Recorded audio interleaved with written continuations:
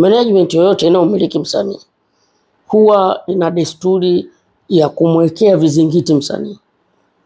Nikisema vizingiti maana yake ni masharti, kwamba hiki usifanye, hiki fanya, hiki fanya, utoaji wako wa wimbo utakuwa ni huu na huu na huu, haupaswi kukiuka.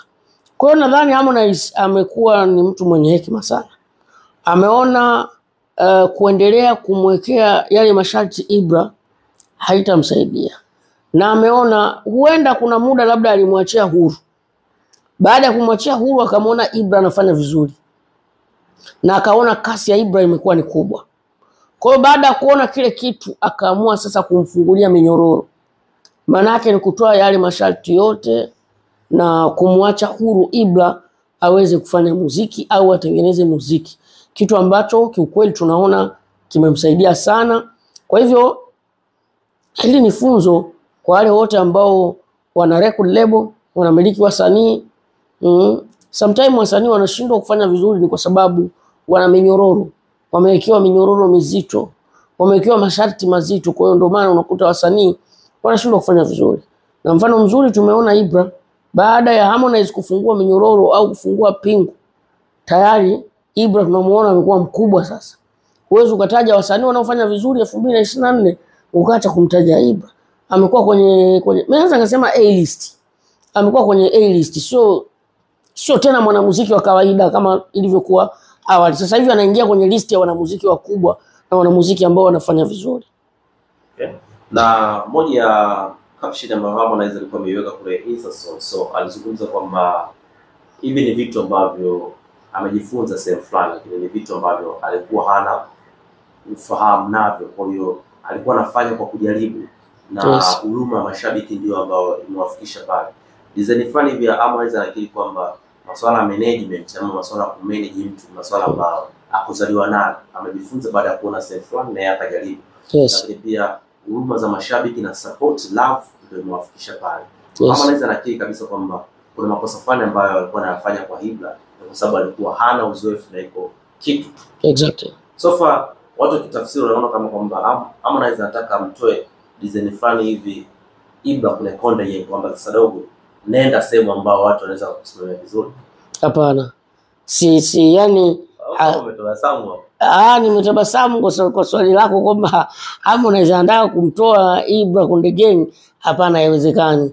Ya Harmonize alichokigundua ni kwamba unajua yeye amezaliwa pale WCB. Nikisema amezaliwa maana sio kwamba amezaliwa. Na namaanisha muziki wake umezaliwa pale WCB. Umetengeneza akiwa pale WCB. Kwa hiyo miongozo mingi sana ameikuta pale WCB, akaondoka nayo. Ipo ambayo pia ameboresha. Kipo kitu ambacho huenda Diamond Platnumz alikuwa anakifanya kitu cha ziada mbali na ile miongozo aliyoiweka ikapelekea kusaidia hawa wanamuziki wa WCB kufanya vizuri. Huenda yeye hajakitekeleza hicho, ama huenda hajakigundua, au huenda kuna siri ambayo behind the scene kuna mbinu za Diamond alikuwa anazitumia kwa ajili ya kuwakuza wanamuziki wake. Mbinu hizo labda hajawaambia vijana wake, na sio dhambi, ni kawaida, huwezi kumwambia mbinu za kumkuza mtu. Kwa hiyo huenda Harmonize hazijui hizo. Kwa hiyo kama ameona kumfungulia minyororo ama kumwacha huru Ibra afanye muziki ni njia ambayo inaweza kumsaidia Ibra, ni sahihi, lakini haimaanishi kwamba anamfukuza Konde Gang au anatoka Konde Gang. Hapana. Nimekuachia huru kutoka katika ile masharti. Kwamba ukitoa nyimbo lazima nikague, utatoa wimbo mmoja kwa miezi 3 hivi. Kama collab zikitaka ziji hapa lazima watu walipe milioni 30 vitu kama hivyo, ongea na management, mlolongo unakuwa mkubwa sana. Kuongea na management ni kitu cha kawaida. Lakini hayo mambo ya kulipa sio milioni 30 hivi, hayo ni mambo ambayo yanarudisha sana wanamuziki kwenye lebo, kwa sababu hizi collab nazo pia zinasaidia msanii kwenda. Imagine angalia collab alizozifanya hivi karibuni, zote zimefanya vizuri. Zote. Collab hii ya juzi, kuna nyingine before that, kuna nyingine before, ana collab almost 3-4 Ibra, ambazo pia hizo collab zote zimefanya vizuri. Ana Kontawa, ana Dayo, ana Wozu, na Belnasi, ana Iya Kariako. Umeona almost collab 4 na zote zimekuwa fantastic, zimekuwa ni kubwa. Kwa hiyo kumbe angeendelea kuwekewa vizingiti. huenda huu ubora ambao tunauona saa hizi tusingeuona. Kwa hiyo sio kwamba Harmonize amemfukuza Ibra kama watu ambavyo wanafikiria, ikiwewe pamoja na wewe, hajafukuzwa Konde Gang, ila isipokuwa Harmonize amegundua nikimwachia huru, nikimfungulia minyororo Ibra akawa huru kuzunguka kutafuta kolabo zikija akaangalia hii ni kolabo nzuri itaweza kunisogeza nifanye. Uhuru huo umemfanya Ibra kufanya vizuri. Okay. Sasa Waswahili wanakuambia kwamba ukiona mzazi ameacha kumchunga sana mwanae na kumpa uhuru fulani, unajua kwamba anataka mwanae ajifunze ya nje ya dunia tofauti na nyumbani kwake, kwamba sasa hii ni dalili kwamba wewe unatakiwa uondoke nyumbani, kwamba ukiondoka nyumbani haya ndio utaenda kukutana nayo huko nje. Ndio maana nakupa uhuru uone kwamba nje utaenda kukutana na kitu gani. So fahamu anaweza anafanya kitu kama hicho. Anaanza kumwachia Ibra sasa kutoka kwenye wigo kwamba sasa utakwenda huko nje, utakutana na kitu fulani.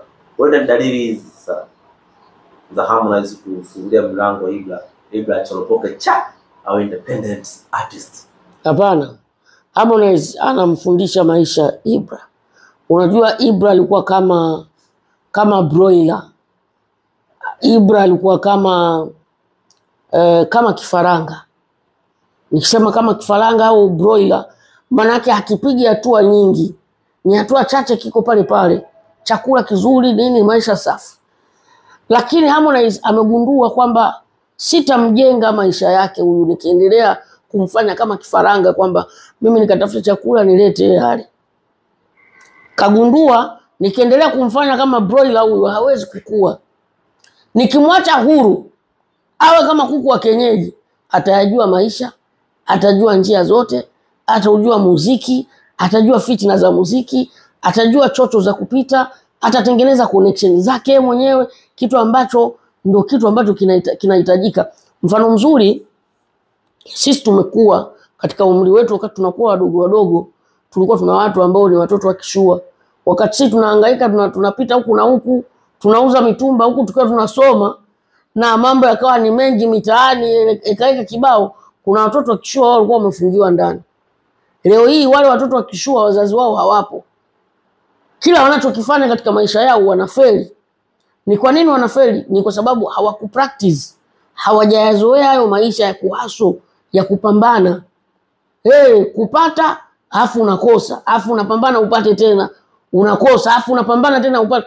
Hayo ni maisha ya mtaani yetu sisi watoto tuliolelewa mtaani, ndio tunayajua hayo maisha. Kufeli na kuanguka kupo. Lakini watoto wakishua hayo hawayajui. Akifeli tu mara moja basi kaharibika kisaikolojia. Kwa Harmonize anamtengeneza Ibra wa kesho.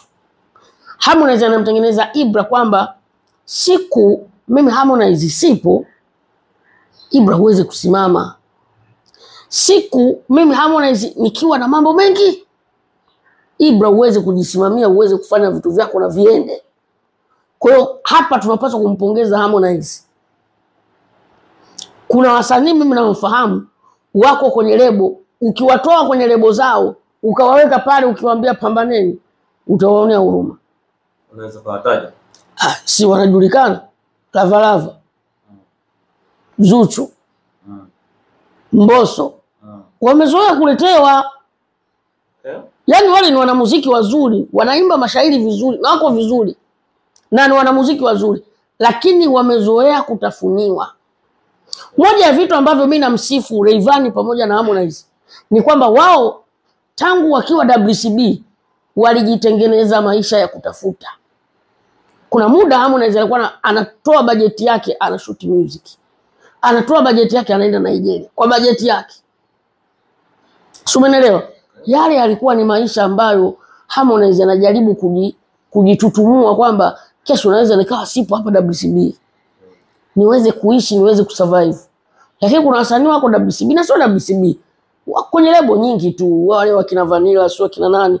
Wasanii wengi ambao kwenye lebo. Wengi ukiwatoa, ukiwaambia kaeni pale pambaneni, utawaonea huruma. Hawawezi A wala B. Sasa, hebu tutarudi hapo. Mr. Pimbi nataka ni tofautishe Ibra wa zamani na huyu Ibra ambaye Harmonize anasema sasa nimekupa uhuru. Pengine huko nyuma nilikuwa sielewi game ilikuwa inaenda vipi kwa sababu nilikuwa sina uzoefu wa kufanya mambo. Ni elimu tu ambayo tunaipata mtaani na namna ambavyo tunatamani kuwashika mikono vijana wengine, so tunaamua kufanya, lakini tunakuwa hatuna ujuzi wa haya mambo.